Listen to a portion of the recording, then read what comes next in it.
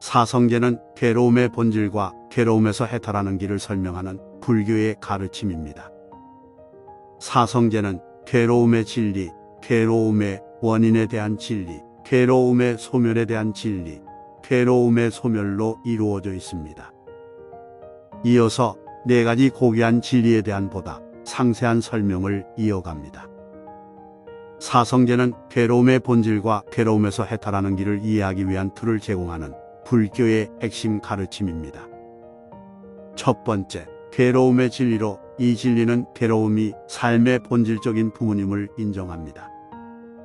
여기에는 신체적, 정서적 고통뿐만 아니라 무상, 변화, 불만족으로 인한 고통도 포함됩니다. 두 번째는 괴로움의 원인에 대한 진리입니다. 이 진리는 괴로움이 무상하고 궁극적으로 만족스럽지 못한 것에 대한 집착에서 생긴다고 설명합니다. 여기에는 물질적 소유, 관계, 심지어 우리 자신의 자아감에 대한 애착이 포함됩니다. 세 번째는 괴로움의 소멸에 대한 진리로 집착을 놓아버림으로써 괴로움을 끝낼 수 있다고 가르칩니다. 이것은 열반으로 알려진 내면의 평화와 만족의 상태로 이어집니다. 네 번째는 괴로움의 소멸로 이끄는 길의 진리로 집착을 버리고 내면의 평화와 지혜를 기르는데 도움이 되는 일련의 수행인 팔정도를 설명합니다. 사성제는 종종 법의 바퀴로 묘사되며 각 진리는 바퀴의 살을 나타냅니다. 수레바퀴의 이미지는 고통의 순환적 특성과 고통의 순환에서 벗어나 해방을 얻기 위한 팔정도의 필요성을 강조합니다. 첫 번째, 괴로움의 진리, 즉 고통에 대한 부처님의 가르침은 사성제에 대한 부처님의 전반적인 가르침에서 중요한 측면입니다. 부처님은 육체적 고통과 질병에서부터 정신적 괴로움과 삶에 대한 불만에 이르기까지 모든 존재가 고통을 겪는 것을 관찰했습니다.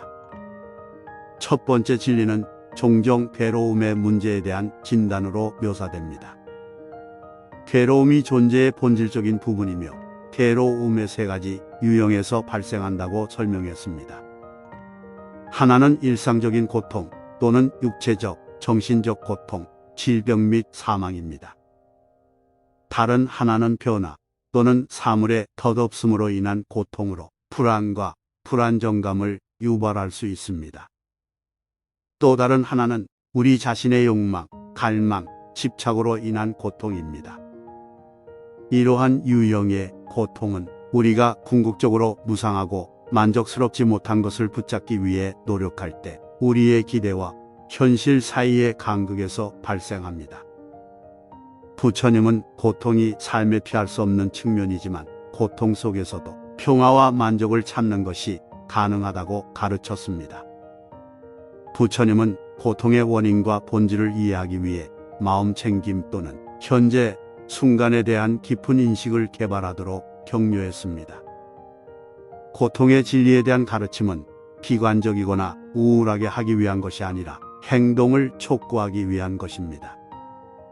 고통의 현실을 인정하고 받아들임으로써 우리는 진정한 행복과 고통으로부터의 해방에 필요한 지혜, 동정심, 평정심이라는 내적 자질을 배양하기 시작할 수 있습니다. 고통의 첫 번째 유형인 일상적 고통은 육체적, 정신적 고통, 질병, 죽음을 의미합니다. 부처님은 삶의 위치에 관계없이 모든 존재가 이러한 유형의 고통을 경험한다는 것을 인식했습니다. 신체적 고통과 질병은 두통이나 감기와 같은 경미한 질병에서부터 암과 심장병과 같은 더 심각한 상태에 이르기까지 다양합니다. 이러한 유형의 고통은 신체적 불편함을 유발하고 우리가 즐기는 활동에 참여하는 능력을 제한하며 연약함과 필멸의 감각을 유발할 수 있습니다. 정신적 고통은 불안, 우울증, 슬픔 및 기타 형태의 정서적 고통을 포함하여 다양한 방식으로 나타날 수 있습니다. 정신적 고통은 육체적 고통만큼 강렬하고 쇠약해질 수 있으며 절망감과 절망감으로 이어질 수 있습니다. 물론 죽음은 평범한 고통의 궁극적인 형태입니다. 부처님은 죽음이 삶에 피할 수 없는 부분이며 죽음에 대한 두려움으로 인해 우리가 사랑하고 바라는 것에 더욱더 집착하게 된다는 점을 인식했습니다. 부처님은 우리가 육체적 고통과 질병을 피할 수는 없지만 이러한 경험과의 관계를 바꿀 수 있다고 가르쳤습니다. 마음 챙김과 명상을 통해 우리는 판단이나 저항 없이 우리의 고통과 질병을 관찰하는 법을 배우고 평정과 수용의 감각을 키울 수 있습니다. 또한 부처님은 연민을 실천하고 고통받는 다른 사람들을 도우면 우리 자신의 고통도 경감시킬 수 있다고 가르치셨습니다. 모든 존재의 상호 연결성을 인식함으로써 우리는 어려운 상황 속에서도 의미와 목적을 찾는 데 도움이 되는 공감과 이해의 감각을 키울 수 있습니다. 다음은 일상적인 고통 또는 육체적, 정신적 고통, 질병 및 죽음에 대한 부처님의 말씀입니다. 발생한 것은 모두 소멸의 대상이 됩니다. 고통은 확실하고 고통은 선택사항입니다. 육체의 고통은 마음의 고통에 비하면 아무것도 아닙니다. 병에 걸리는 것은 몸의 본성입니다. 동요하는 것은 마음의 본성입니다. 변하는 것은 사물의 본성입니다. 이 인용문은 삶에서 신체적, 정신적 고통의 불가피성에 대한 부처님의 인식과 그것에 대한 수용, 평정, 연민의 태도를 기르는 것의 중요성을 강조합니다. 다음은 변화 또는 무상으로 인한 고통에 대한 부처님의 말씀입니다. 모든 것은 영원하지 않습니다. 영원하지 않기 때문에 우리는 괴로움에서도 벗어나게 됩니다. 시작이 있는 모든 것에는 끝이 있습니다. 고통에게서 마음의 평화를 가지십시오. 그러면 모든 것이 잘 될 것입니다. 이 인용문은 세상의 모든 것의 무상함과 덧없음에 대한 부처님의 인식을 반영합니다. 부처님은 무상하고 끊임없이 변하는 사물에 대한 집착은 고통과 불안으로 이어질 수 있으며 무상의 본질에 대한 깊은 이해를 발전시키면 삶의 변화와 불확실성에 직면하여 평화와 평정을 찾는 데 도움이 될 수 있다고 가르쳤습니다. 다음은 우리 자신의 욕망, 갈망, 애착으로 인한 고통에 대한 부처님의 말씀입니다. 애착은 고통으로 이어집니다. 욕망은 모든 괴로움의 근원이다. 탐욕에 불타고 미움에 격분하고 미혹에 혼란하고 그것에 압도되고 마음에 사로잡힌 사람은 자신의 고통, 남의 고통, 둘 다의 고통을 선택하고 고통과 슬픔을 경험합니다. 사람이 말하고 또 말하기 때문에 현명하다고 불리는 것이 아니라 평화롭고 사랑스럽고 두려움이 없는 사람을 진정으로 현명하다고 합니다. 이 인용문은 우리 자신의 욕망, 갈망, 집착으로 인한 고통에 대한 부처님의 인식을 반영합니다. 부처님은 우리의 욕망과 애착이 고통과 불만으로 이어질 수 있는 집착과 집착의 감각을 만든다고 가르쳤습니다.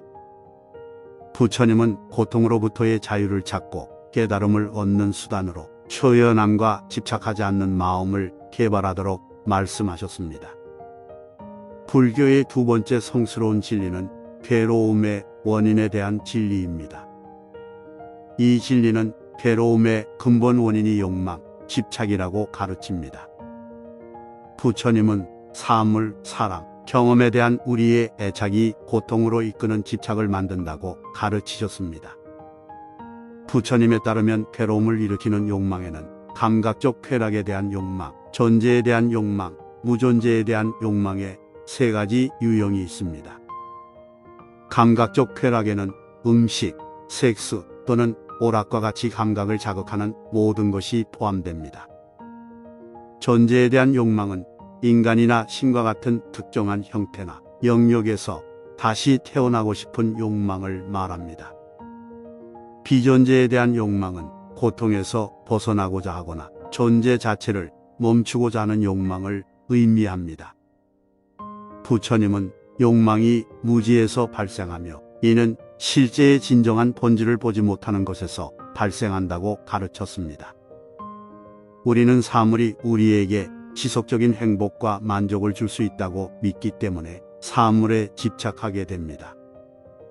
사실 사물은 영원하지 않고 변할 수 있습니다. 우리는 또한 스스로 고립감을 만들기 때문에 고통의 원인이 되는 우리 자신의 자아감에 집착하게 됩니다. 고통의 원인을 극복하기 위해 부처님은 팔정도로 알려진 해탈의 길을 가르쳤습니다. 이도는 바른 이해, 바른 생각, 바른 말, 바른 행위, 바른 생활, 바른 노력, 바른 마음 챙김, 바른 집중을 포함합니다. 이 길을 따름으로써 우리는 지혜를 개발하고 윤리적 행동을 함양하고 정신적 집중을 함양하여 괴로움에서 해방될 수 있습니다. 요약하면 괴로움의 원인에 대한 진리는 괴로움의 근본 원인이 욕망, 집착이며 이는 무지와 실제의 참된 본성을 보지 못하는 데서 발생한다고 가르칩니다. 다음은 괴로움의 원인에 대한 진리에 대한 부처님의 말씀입니다. 욕망에서 슬픔이 나오고 욕망에서 두려움이 온다. 욕망에서 완전히 벗어난 사람에게는 슬픔이 없나니 그렇다면 두려움은 어디에서 오는가? 욕망의 일어남과 사라짐을 파악하면 욕망이 끊어지고 종려나무처럼 뿌리가 뽑히니 다시 태어남이 없습니다. 고통의 원인은 욕망이고 괴로움의 치료는 욕망의 소멸입니다. 욕망은 가장 큰 고통이고 모든 고통의 근원이며 욕망에서 벗어나는 것이 가장 큰 기쁨입니다. 이 인용문은 욕망, 애착으로 식별되는 고통의 원인에 대한 부처님의 가르침을 반영합니다. 부처님은 사물, 사람, 경험에 대한 우리의 애착이 고통으로 이끄는 움켜쥐고 집착하는 감각을 만든다고 가르치셨습니다. 부처님은 괴로움에 치유는 욕망의 소멸임을 강조했고 괴로움에서 자유를 찾고 깨달음을 얻는 수단으로 초용과 무집착을 개발하도록 말씀하셨습니다. 불교의 세 번째 고귀한 진리는 괴로움의 소멸에 대한 진리입니다. 이 진리는 괴로움의 원인인 욕망, 집착을 제거함으로써 괴로움을 끝낼 수 있다고 가르칩니다. 부처님에 따르면 고통의 소멸은 열반의 성취를 통해 가능하며 이는 고통으로부터 완전한 자유의 상태와 재생의 순환입니다. 열반은 존재의 장소나 상태가 아니라 평화, 명료함, 지혜로 특징지어지는 마음의 상태입니다. 그것은 불교 수행의 가장 높은 목표이며 팔정도의 수련을 통해 달성됩니다. 부처님은 괴로움의 소멸은 괴로움의 근본 원인인 욕망, 집착의 부재를 특징으로 한다고 가르쳤습니다. 그는 열반을 무지를 제거하고 지혜를 얻어야만 얻을 수 있는 궁극적인 평화와 행복이라고 설명했습니다. 괴로움의 소멸을 얻기 위해 부처님은 사성제와 팔정도를 가르쳤습니다. 윤리적 행동, 정신집중, 지혜를 개발함으로써 개인은 괴로움의 원인을 극복하고 재생의 윤회에서 해방될 수 있습니다. 요약하면 괴로움의 소멸에 대한 진리는 괴로움의 원인인 욕망, 집착을 제거함으로써 괴로움을 끝낼 수 있다고 가르칩니다. 괴로움과 재생의 순환에서 완전히 벗어난 상태인 열반의 성취는 팔정도의 수행을 통해 가능합니다. 부처님은 괴로움의 소멸이 욕망, 집착의 부재를 특징으로 하며 불교 수행의 궁극적인 목표라고 가르치셨습니다. 다음은 괴로움의 소멸에 대한 진리에 대한 부처님의 말씀입니다. 욕망의 소멸이 최고의 행복인 열반입니다. 욕망의 소멸은 괴로움의 소멸이다. 이 인용문은 괴로움의 소멸이 욕망, 집착의 제거를 통해 달성된다는 점을 강조합니다. 부처님은 불교 수행의 궁극적인 목표인 열반은 지혜, 윤리적 행동, 정신집중의 개발을 통해 달성된다고 가르쳤습니다. 열반의 특징은 모든 욕망에서 완전히 벗어나 최고의 자유를 얻는 것입니다. 이 존재의 상태는 열반으로 알려져 있으며 팔정도를 따르고 마음과 마음에 필요한 자질을 개발하는 모든 사람들이 접근할 수 있습니다. 불교의 네 번째 성스러운 진리는 괴로움의 소멸로 인도하는 길의 진리입니다. 이 진리는 불교 수행의 궁극적인 목표인 열반의 성취가 팔정도의 수행을 통해 가능함을 가르칩니다. 팔정도는 괴로움의 소멸을 달성하는 데 필수적인 윤리적, 정신적 행위에 대한 일련의 지침입니다. 팔정도는 다음으로 구성됩니다. 바른 견해, 사성제를 포함한 실제의 본질을 이해합니다. 바른 의도 해방의 길을 따르고 고통을 경감하려는 성실하고 헌신적인 의도를 개발합니다. 바른 말 진실하고 친절하며 자신과 타인에게 도움이 되는 방식으로 말합니다. 바른 행동 윤리적이고 동정적이며 자신과 타인에게 해롭지 않은 방식으로 행동합니다. 바른 생계 자신과 타인에게 윤리적이고 유익한 방식으로 생계를 유지하는 것입니다. 바른 노력 건전한 정신 상태를 개발하고 불건전한 정신 상태를 제거하기 위해 지속적으로 노력합니다. 바른 마음 챙김 자신의 생각, 감정 및 주변 환경을 포함하여 현재, 순간에 대한 인식을 함양합니다. 바른 집중 명상 및 기타 정신 운동을 통해 정신 집중 및 초점을 개발합니다. 팔정도는 서로를 지원하고 강화하는 일련의 상호 연결되고 상호 의존적인 관해입니다. 이러한 마음과 마음의 특성을 개발함으로써 개인은 고통의 원인을 극복하고 재생의 순환에서 해방을 얻을 수 있습니다. 부처님은 팔정도는 일련의 엄격한 규칙이 아니라 어떤 상황에서도 적용할 수 있는 유연하고 적응 가능한 일련의 지침이라고 강조했습니다. 부처님은 자신의 상황에 적합한 방식으로 팔정도를 적용하기 위해 자신의 지혜와 분별력을 사용하도록 격려했습니다. 요컨대 괴로움의 소멸로 인도하는 진리는 열반의 성취가 팔정도의 개발을 통해 가능하다고 가르칩니다. 팔정도는 윤리적, 정신적 행위의 지침으로 구성되어 있습니다. 이러한 마음과 마음의 특성을 개발함으로써 개인은 고통의 원인을 극복하고 재생의 순환에서 행복을 얻을 수 있습니다.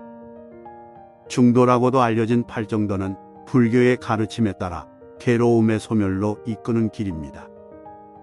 부처님은 이러한 각각의 수행이 서로 연결되어 있고 상호 보완적이며 영적 해방을 달성하기 위해 모두 함께 개발되어야 한다고 가르쳤습니다.